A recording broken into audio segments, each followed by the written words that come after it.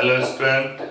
तो आज मैं डॉक्टर गुंजन क्लास 12 के स्टूडेंट के लिए इलेक्ट्रोकेमिस्ट्री का लेक्चर नंबर 2 लेके आए हैं और आज आपको हम बताएंगे what do you mean by indirect redox reaction and what is Daniell cell. Indirect redox reaction में डेनियल सेल का बहुत ही इंपॉर्टेंट है। Indirect redox reaction means oxidation के लिए अलग कंटेनर होगा और रिडक्शन के लिए अलग कंटेनर होगा। मीन्स ये जो रिडॉक्स रिएक्शन टर्म है, तो redox means oxidation plus reduction. Redox का मतलब ऑक्सीडेशन प्लस रिडक्शन, तो इसको हम लोग कहते हैं redox reaction. Oxidation takes place in separate chamber while reduction takes place in separate chamber. Such kind of reaction is known as indirect redox reaction. But in case of direct redox reaction, oxidation and reduction both taking place in a same or in a single container. In a single container, if one substance is oxidized and other is reduced, such type of redox reaction is called direct redox reaction. But if oxidation takes place in one chamber while reduction takes place in other chamber, it is called indirect redox reaction. तो indirect redox reaction को समझने के लिए आपको Daniel cell के बारे में समझना होगा। तो अब देखिए क्या है, इलेक्ट्रोकेमिस्ट्री का lecture number 2, electrochemistry lecture 2 for class 12। तो पहला काम है मेरा बताना Daniell cell.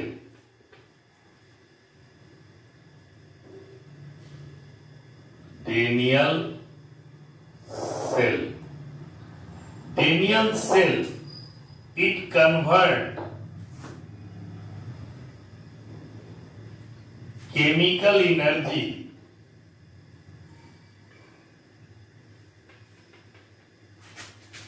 Into electrical energy. तो डेनियल सेल किसको बोलेंगे? वैसा सेल जो केमिकल एनर्जी को कन्वर्ट करता है किसमें? इलेक्ट्रिकल एनर्जी में।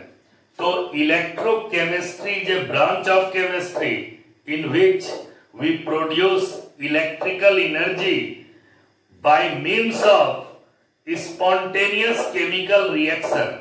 स्पॉन्टेनियस केमिकल रिएक्शन के द्वारा इलेक्ट्रिकल एनर्जी का प्रोडक्शन, इसी ब्रांच को हम लोग इलेक्ट्रोकेमिस्ट्री कहते हैं। तो उसी में एक बहुत इंपॉर्टेंट सेल है डेनियल सेल। डेनियल सेल का काम है it convert chemical energy into electrical energy. ठीक है, it convert chemical energy into electrical energy.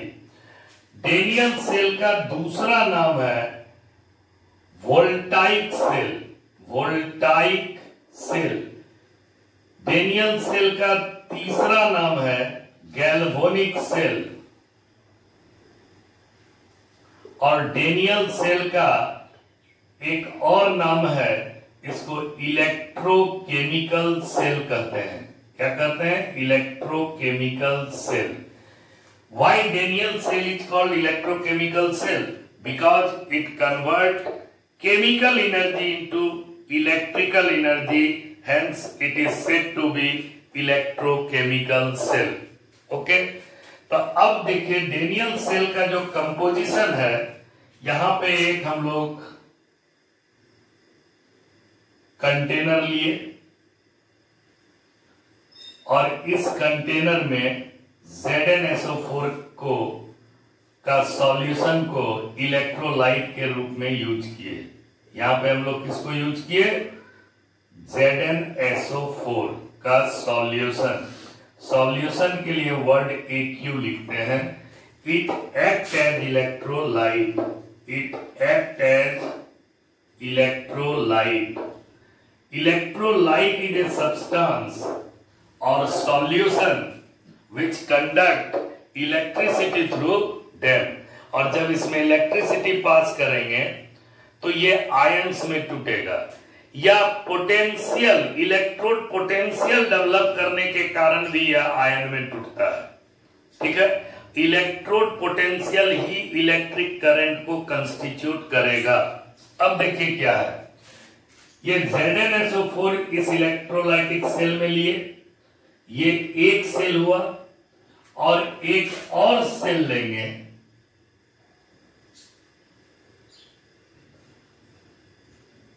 और इसमें CuSO4 का घोल डाल दिए। इसका CuSO4 कॉपर सल्फेट, CuSO4 का solution AQ aqueous, it also act as electrolyte।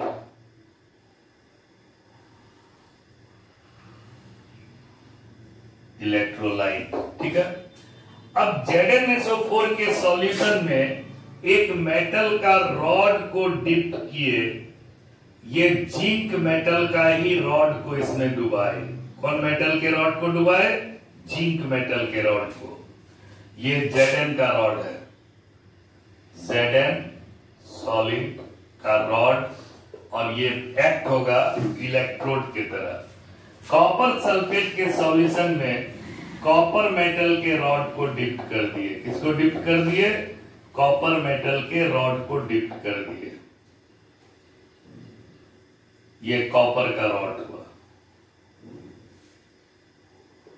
ठीक है। यहां पे zinc rod and copper rod act as electrode. यहां पे लिख देते हैं zinc rod and copper rod act as electrode. ये किसके तरह बिहेव करता है? इलेक्ट्रोड की तरह।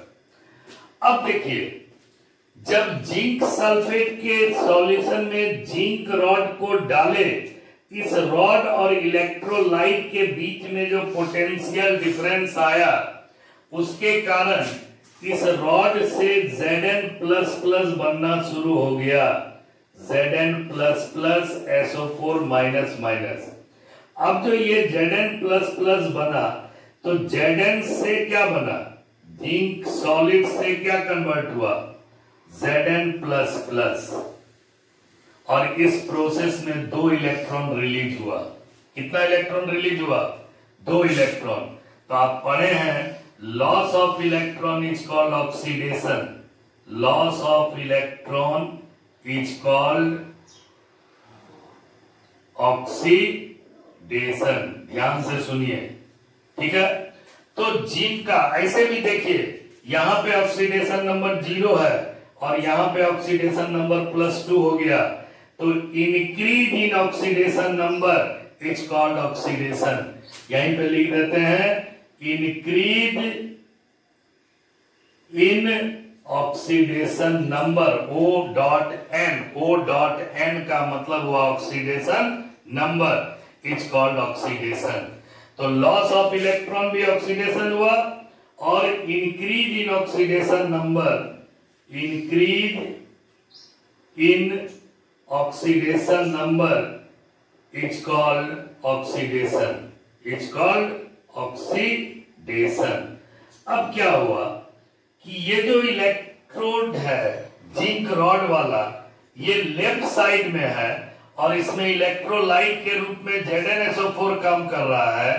तो ये ZnSO4, ये रॉड जो है, इससे जिंक आयन बन के सॉल्यूशन में जाएगा, और इसके ऊपर निगेटिव चार्ज, यानी ये Zn का जो इलेक्ट्रॉन था वो इस रॉड के ऊपर पे डिपॉजिट होते चले जाएगा। ये सॉल्यूशन से इलेक्ट्रॉन रॉड पे आते जाएगा, और ये इलेक्ट्रॉन एक कंडक्टिंग वायर के द्वारा कॉपर तक पहुंचेगा। किसके द्वारा पहुंचेगा? कंडक्टिंग वायर के द्वारा कॉपर पे।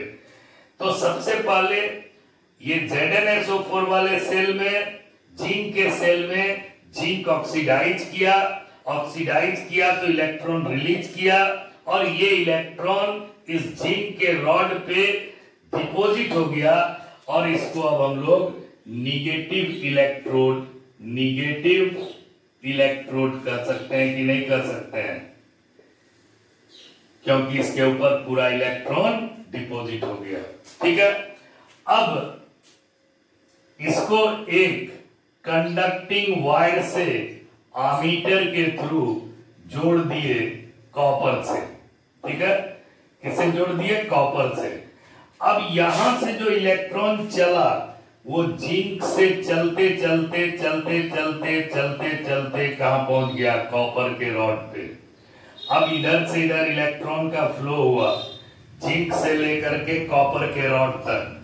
अब यहां पे जब कॉपर रॉड को डाले थे और ये था CuSO4, अब राइट साइड के सेल की बात कर रहे हैं, तो CuSO4 भी आयन में टूट गया, Cu++ SO4-।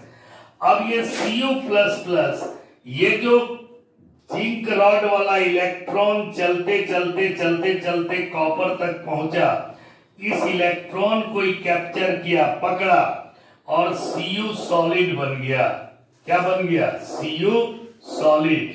तो जब यहां से इलेक्ट्रॉन को Cu++ आयन ले लिया तो इस पे अब कौन चार्ज डेवलप कर जाएगा?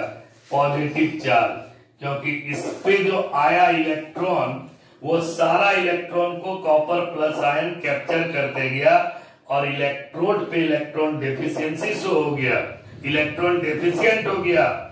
इस कारण से ये इलेक्ट्रोड पॉजिटिवली चार्ज हो गया, तो इसको हम लोग पॉजिटिव इलेक्ट्रोड कहते हैं। क्या बोलते हैं? Positive electrode. और इस कंपार्टमेंट में क्या हुआ? Cu++ दो इलेक्ट्रॉन को लिया, कैप्चर किया और Cu सॉलिड में कन्वर्ट कर गया। तो इसका मतलब हुआ गेन ऑफ इलेक्ट्रॉन। ये इलेक्ट्रॉन को लिया, दो इलेक्ट्रॉन, 2- 2+ खत्म होके न्यूट्रल हो गया, 0 हो गया। तो इसका मतलब हुआ गेन ऑफ इलेक्ट्रॉन रिडक्शन कहलाता है। गेन ऑफ इलेक्ट्रॉन क्या कहलाया? रिडक्शन। और ऐसे भी देखिए तो यहां पे ऑक्सीडेशन नंबर +2 है और यहां पे ऑक्सीडेशन नंबर 0 हो गया, तो डिक्रीज इन ऑक्सीडेशन नंबर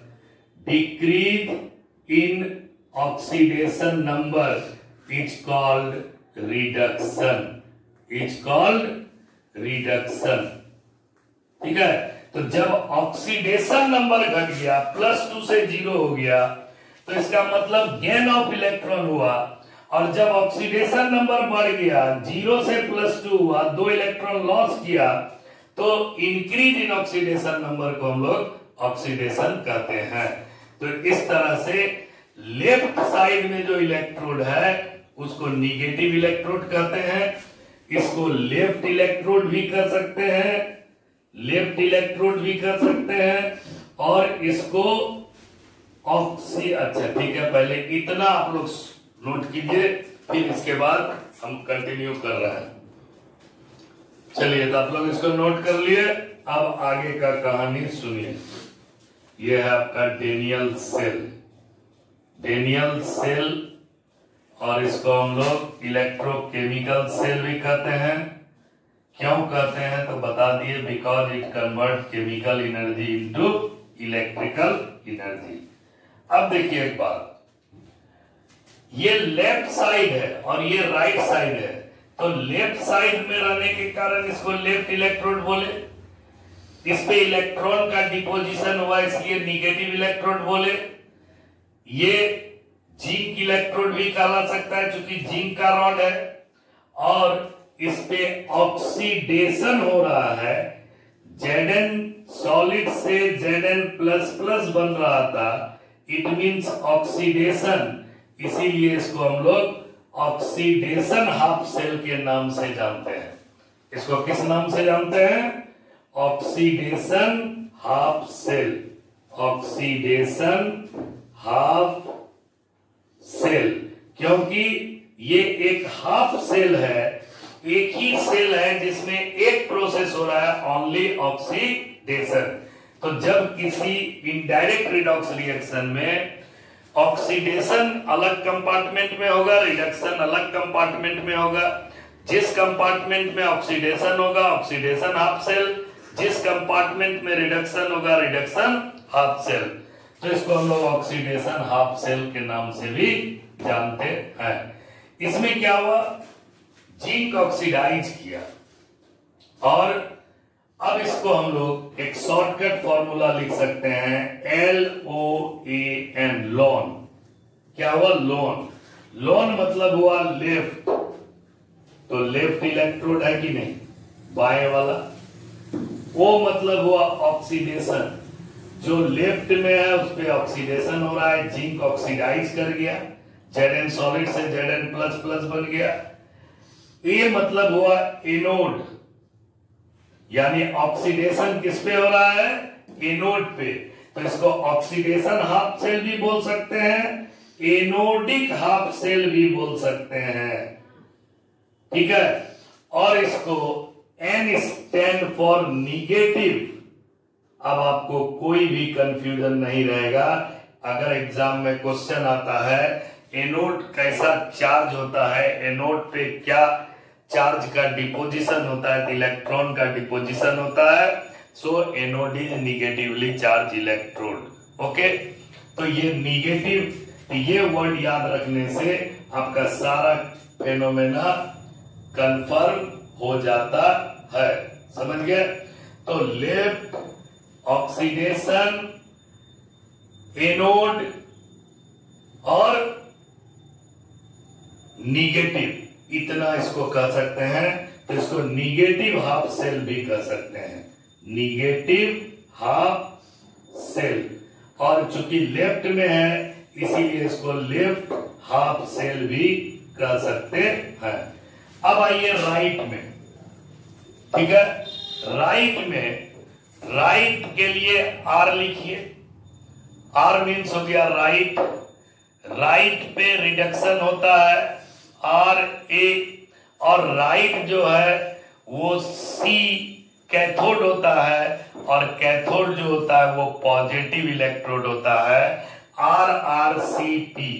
क्या याद कीजिएगा, R R C P, R R C P. R means right, ये बहुत बड़ा कोई कंपनी है। आर मीन्स रिडक्शन, जो राइट होगा उस पर रिडक्शन होगा। सी मीन्स कैथोड, और पी मीन्स पॉजिटिव, ठीक है। तो लेफ्ट अपार्टमेंट के लिए लोन और राइट अपार्टमेंट के लिए आरआरसीपी। तो आरआरसीपी एक कंपनी है जो बहुत ही इंपॉर्टेंट प्रोडक्ट को तैयार करता है, ये बात को आप याद रखिएगा। तो R stand for right, R stand for reduction, C stand for cathode and P stand for positive.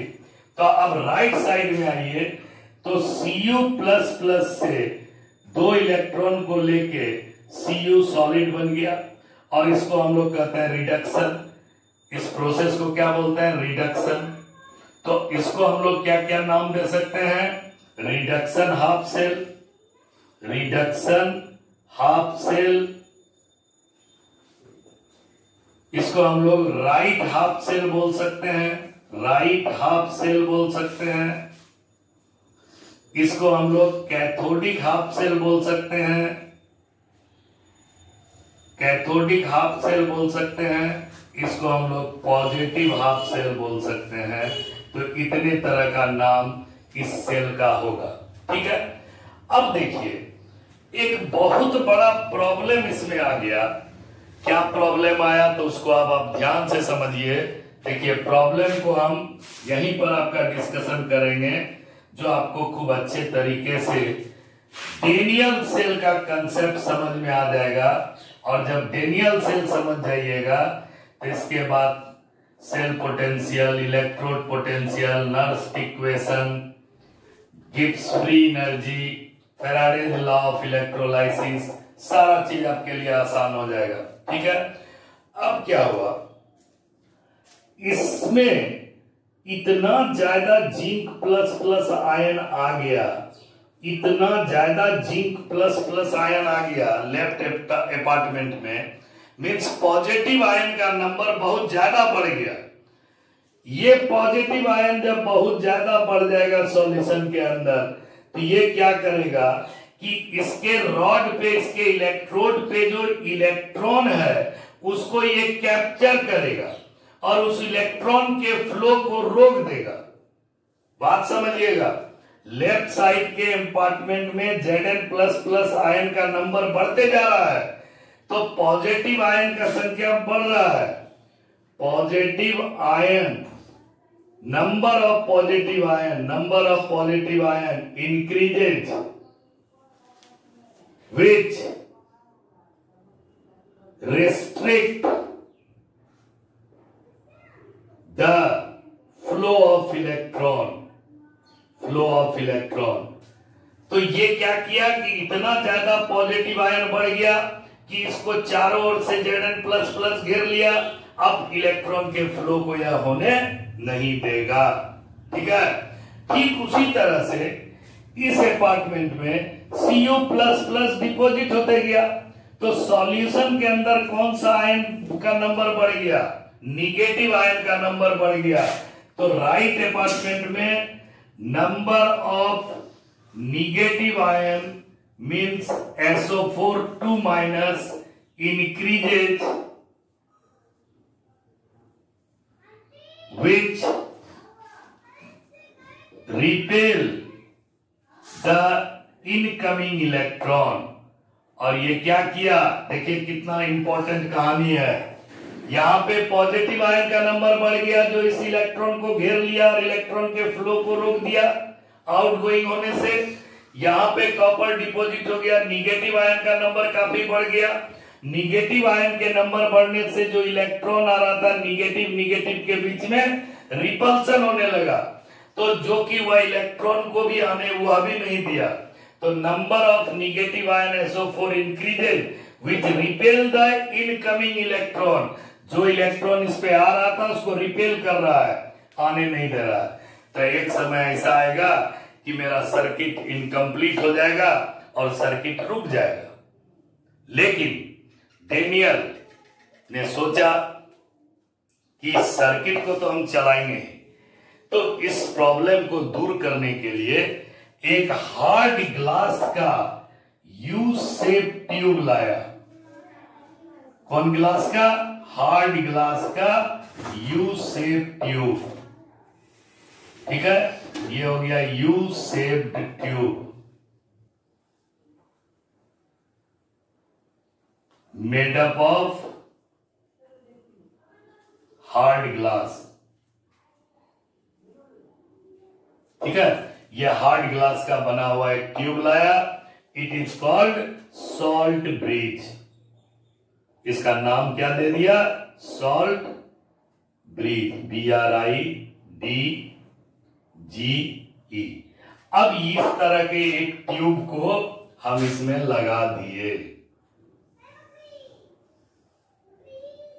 तो कितना कहानी ये डेनियल सेल के बारे में आपको सुनाए। अब इसको ईमानदारी से पढ़ करके नोट कीजिएगा। ये एक यू शेप का ग्लास ट्यूब लगाए और इसका नाम हो गया सॉल्ट ब्रिज। ठीक है, ये सॉल्ट ब्रिज में भी इलेक्ट्रोलाइट भरते हैं हम लोग। तो कैसा इलेक्ट्रोलाइट भरते हैं, inert electrolyte filled in a salt bridge। Inert का मतलब क्या हुआ, what do you mean bye inert. Inert मतलब ऐसा चीज नहीं कि जो रिएक्शन नहीं करे, that is called inert. Inert का मतलब हुआ कि हम मोहन के लिए इनर्ट है। मोहन हमको कुछ भी बोल देगा तब मोहन का बात पर असर नहीं करेंगे, लेकिन हम नयन के लिए इनर्ट नहीं है। नयन अगर हमको कुछ भी बोल देगा तो हम उस पर रिएक्ट कर जाएंगे, उसको मार देंगे, उसको डांट देंगे। ठीक है, उसी तरह हम स्मृति के लिए मान लीजिए कि इनर्ट है, लेकिन पूजा के लिए इनर्ट नहीं है। तो यहां इनर्ट का मतलब ये हुआ कि जिस तरह के इलेक्ट्रोलाइट को इसमें भरेंगे वह इलेक्ट्रोलाइट का आयन इस इलेक्ट्रोलाइट के मटेरियल से या इलेक्ट्रोड के मटेरियल से रिएक्ट नहीं करेगा। इस केस के लिए वह इनर्ट होगा, लेकिन हर केस के लिए वह इनर्ट नहीं होगा। बात समझ में आया? Inert means not inert, inert in a particular electrolyte, inert for a particular electrode, inert for a particular metal और मेटल आयंस। पर्टिकुलर मेटल और मेटल आयन के लिए जब वह इनर्ट होगा तो उसको हम लोग इनर्ट इलेक्ट्रोलाइट कहेंगे, लेकिन वही इलेक्ट्रोलाइट जो दूसरे मेटल के लिए रिएक्टिव होगा। तो इसलिए यह जीवन भर इनर्ट वाली बात नहीं हो रही है। ठीक है, अब यू शेप का ट्यूब जो made up of hard glass है वो सॉल्ट ब्रिज है। अब inert electrolyte filled in a salt bridge, तो इनर्ट इलेक्ट्रोलाइट में हम लोग क्या क्या भरेंगे? तो inert electrolyte such as KCl, KNO3, NH4Cl and agar, ये रेड अलगा होता है, agar powder in semi solid form.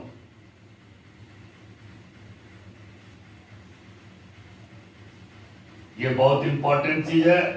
Inert electrolyte में हम लोग किसको किसको भरे? KCl, KNO3, NH4Cl, अगर powder in semi solid form, यानी jelly form, gel like structure. तो जब जेल लाइक स्ट्रक्चर में कोई भी इनर्ट इलेक्ट्रोलाइट डालेंगे तो जो आयोनाइज करेगा, तो हल्का अगर सॉलिड प्योर सॉलिड होगा तो आयन का मूवमेंट नहीं होगा, इसीलिए उसके अंदर थोड़ा लिक्विड का भी मीडियम ला देते हैं, सेमी सॉलिड को डाल देते हैं, जिससे कि आयन का मोबिलिटी इक्वल हो, आयन का मोबिलिटी फास्ट हो, आयन का मोबिलिटी रुके नहीं, मूवमेंट ऑफ आयंस रुके नहीं। इसीलिए अगर पाउडर को सेमी सॉलिड के फॉर्म में बना करके इलेक्ट्रोलाइट में भर देते हैं कि वो जो KCl टूटेगा K प्लस और Cl माइनस में, तो K प्लस आयन का मोबिलिटी और Cl माइनस आयन का मोबिलिटी, दोनों आयन का मोबिलिटी इक्वल हो और दोनों इक्वली फास्ट होके मूव करे। ठीक है, तो ये आप समझ में आ गया। इस जगह पे हम कोई भी यूज कर सकते हैं सब्सटेंस जो सेमी सॉलिड के फॉर्म में हो। अब देखिए, मान लीजिए इसमें हम लोग KCl का यूज किए, अब ये टूटेगा किसमें? Cl माइनस में और K प्लस में। ठीक है, Cl माइनस का मूवमेंट इधर हो जाएगा और K प्लस का मूवमेंट इधर हो जाएगा। ठीक है, तो जो सॉल्ट ब्रिज में इनर्ट इलेक्ट्रोलाइट भरे वह टूटा, आयोनाइज किया K प्लस में और Cl माइनस में। Cl माइनस उस अपार्टमेंट में गया जहां पॉजिटिव आयन का नंबर ज्यादा है, K प्लस उस अपार्टमेंट में गया जहां निगेटिव आयन का नंबर बड़ा है, तो K प्लस निगेटिव आयन को न्यूट्रलाइज करेगा, Cl माइनस पॉजिटिव आयन को न्यूट्रलाइज करेगा, और इस तरह से जो इलेक्ट्रोलाइट है उसका कंसंट्रेशन 1 मोलर बना रहेगा। Maintain the concentration of 2 half cell.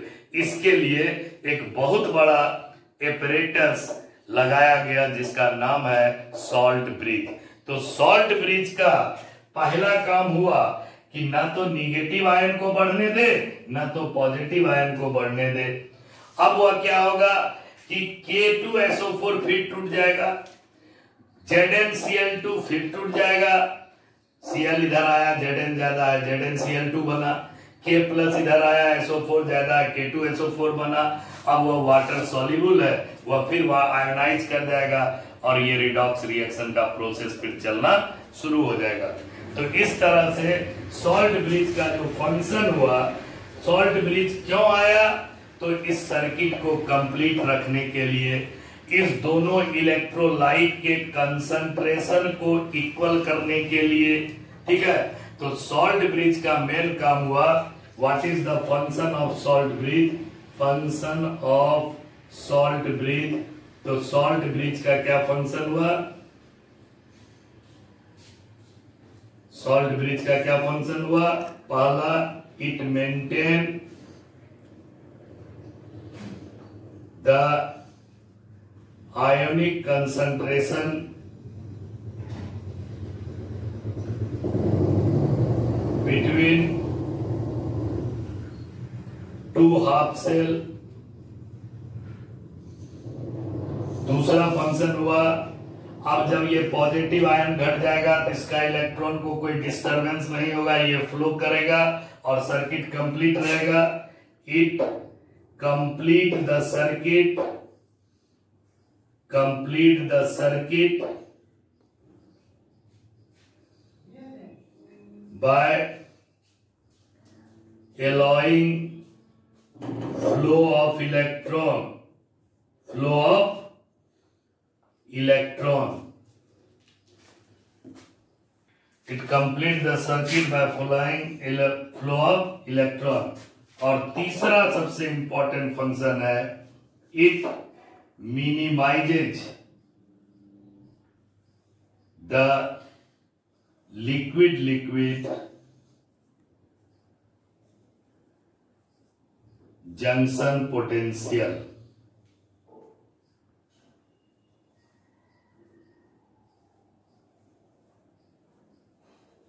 ठीक है, अब बस 1 मिनट का काम है।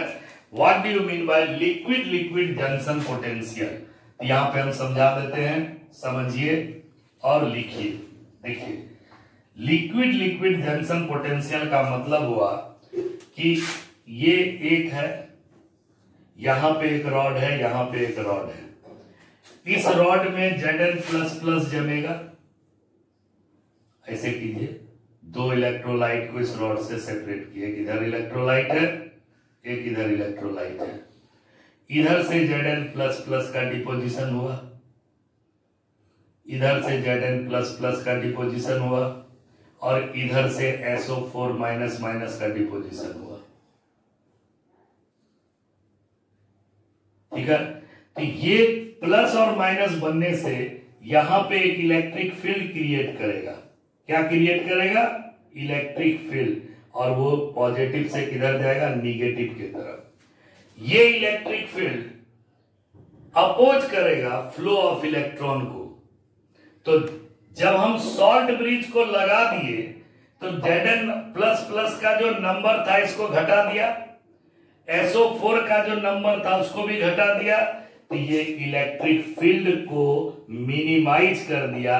और यही है 2 लिक्विड के बीच का जंक्शन पोटेंशियल। इसी को हम लोग कहते हैं जंक्शन पोटेंशियल।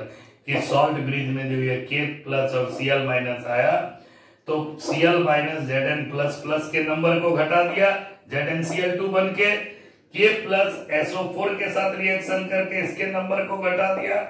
तो लिक्विड जंक्शन के बीच में जो पोटेंशियल क्रिएट कर रहा था इलेक्ट्रिक फील्ड होने के कारण, वह पोटेंशियल को मिनिमाइज कर दिया, यानी इलेक्ट्रिक फील्ड को कमजोर कर दिया। तो सॉल्ट ब्रिज का 3 इंपॉर्टेंट फंक्शन है, it maintain the ionic concentration between 2 cell, it complete the circuit by allowing flow of electron, it minimises the liquid junction potential. ये हो गया आपका डेनियल सेल पे। अब हम इसको अच्छे तरीके से पढ़िएगा तो नेक्स्ट क्लास में सेल रिप्रेजेंटेशन, सेल रिएक्शन और इलेक्ट्रोड पोटेंशियल के बारे में बताएंगे।